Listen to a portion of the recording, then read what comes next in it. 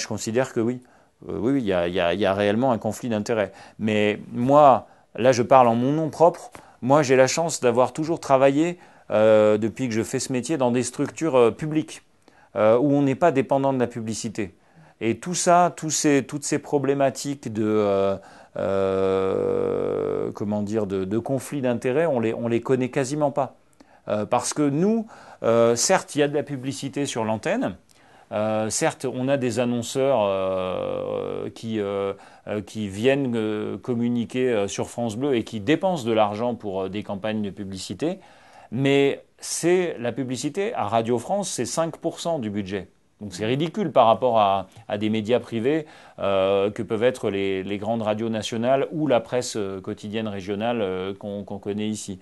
Donc on n'a pas, enfin moi dans mon cas, j'ai pas de sentiment comment dire, de pression ou de choses comme ça. Mais oui, c'est pour répondre à la question de manière plus générale. Oui, je trouve ça moi, je trouve ça dangereux que des sociétés privées, que des groupes industriels prennent possession de la presse, parce que bah, c'est souvent des outils à des fins de propagande. Le mot est peut-être un peu fort, mais effectivement, on voit bien les dérives que ça peut causer quand il y a une crise dans une entreprise, on voit bien que c'est minimisé par le média en question, voire quasiment passé sous silence. Donc c'est délicat, oui. Et je pense qu'un média, plus il est indépendant, et même si nous, on pourrait dire, mais oui, mais vous n'êtes pas indépendant, vous dépendez du pouvoir politique.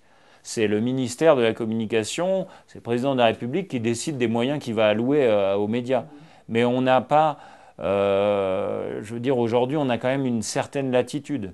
Le gouvernement, François Hollande, il ne dit pas j'exige qu'un journaliste de Radio France soit à mon déplacement dans toutes les régions parce qu'on paye, on paye ces radios et c'est avec l'argent public que vous fonctionnez.